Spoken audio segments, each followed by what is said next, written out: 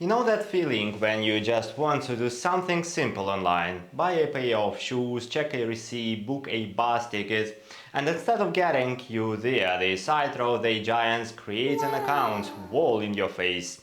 You're thinking, I'm not here to become a member of your club, I just want the shoes. Here is the part most people don't realize, that wall isn't about making your life easier, it's about making their spreadsheets happier, more active users to brag about, even if you leave before doing anything useful.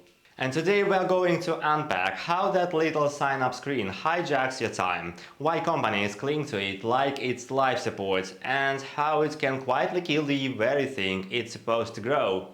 The first big mistake, asking for information before proving they deserve it. For a normal person, this feels like a bad date. You have barely said hello and they are already asking for your home address and mother's maiden name. You came to get something done and now you are stuck filling out forms for an experience you haven't even decided you want. Let's start with everyday life. You are booking a last-minute train ticket. You know the train, the time, the seat you want. You hit book and before you can pay, you are dragged into an account-creating funnel. Email, password, confirm password. We have sent you a link, please verify. Log back in, reselect your train because the car timed out. What should have been a 2-minute task just took you 10. Now the work version. Your team tries a new design tool. You just want to open the shared file and tweak a headline. But no, you need to sign up, choose a username, add a profile photo, set notification preferences and connect with teammates. By the time you actually see the file, your focus is gone and the meeting is over. The damage isn't just in how it feels, it's in the numbers. I've seen platforms lose half their new visitors before they ever touch the thing they came for. When you block the shortest path from start to finish, you make it easy for people to say forget it and go somewhere else. And that's exactly what they do. The irony, many of them would happily have given their details later once they got value. But by then, you have already shown them your priorities and they are not sticking around to see if you change. If companies treated this like travel, they'd get it instantly. No airline makes you join a frequent flyer program before you can buy a ticket. You fly first, if you like it, maybe you join. That's how trust works. So here is the fix. Let people get to the first real win before you ask for anything. Let them buy the shoes, read the article, book the ticket. Once they have done that, you have earned the right to ask for more. Mistake 2 is when the create an account wall isn't just blocking you once, it's padding the weight with extra nonsense so it looks like you are getting something. You know this feeling? You are on a health app trying to quickly log your lunch. Instead of letting you just add turkey sandwich and move on, it stops you to build a personalized health profile. That means entering your height, weight, sleep patterns and fitness goals before it will even let you see the calorie count. You didn't come here for a lifestyle consultation, you just wanted to know if you could still have dessert. The work version is just as absurd. Your team tries a new analytics dashboard, you just want to pull yesterday's number for a meeting in 5 minutes. Instead, the setup wizard hijacks you into naming your workspace, uploading a logo, inviting teammates and selecting a color theme. Looks impressive in the demo, sure, but it's 3 minutes to the meeting and you still don't have the data. Here is the kicker. In both cases, the company can point to prettier metrics, more profiles completed, more customized workspaces, but the only number that matters is how long it took you to get what you came for. And in these examples, it's about 3 times longer than before. That's not progress, that's stalling dressed as personalization. It's the difference between a waiter who brings you food and one who insists on showing you the new menu while you have starving. One is service, the other is optics. Don't prioritize optics over outcomes. Mistake 3 takes it up a notch. This is when sites and apps decide the best way to get you to create an account is by peeling on features you didn't ask for. Because surely, if there is more to click, you'll stay.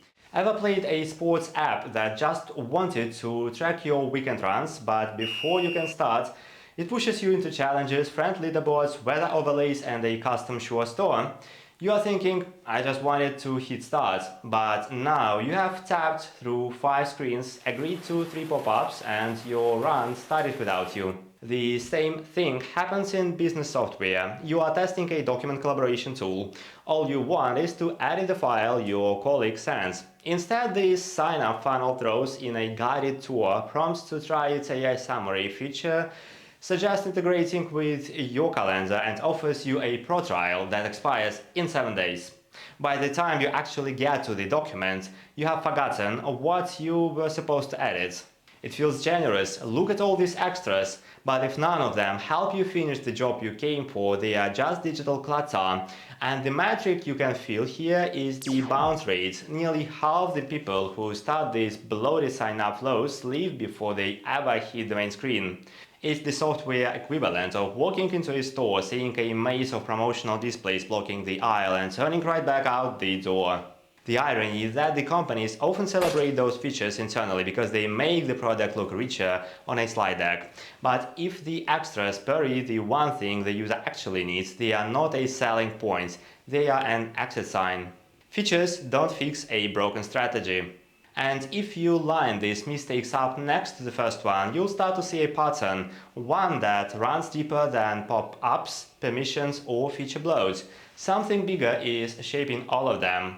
And here is the bigger picture. This isn't just about one annoying pop-up, it's about how companies are wired. They see another site bragging about user growth and decide they want this same brag whether it makes sense or not.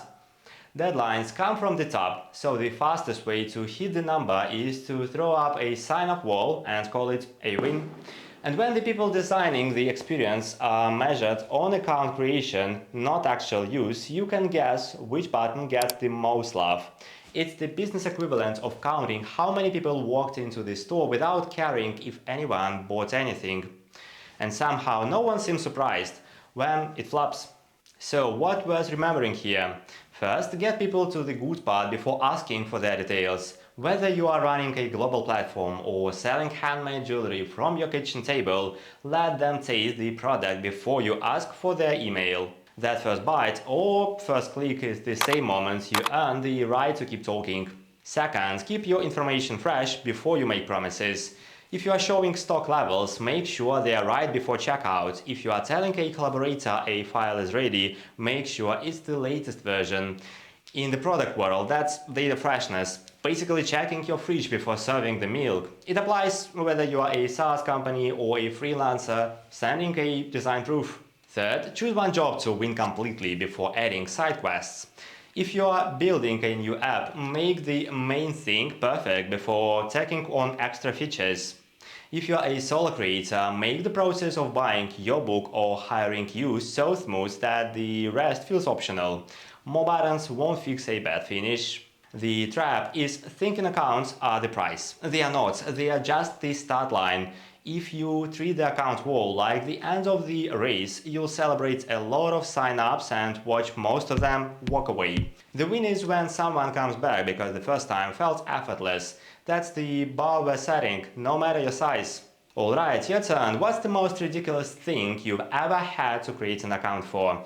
I'm talking peak. Why is this even here level? Drop it in the comments so we can all marvel at the audacity. If you enjoyed this, subscribe. If not, I'll assume you love filling out forms and we'll send you a 12-step sign-up process just to watch the outro.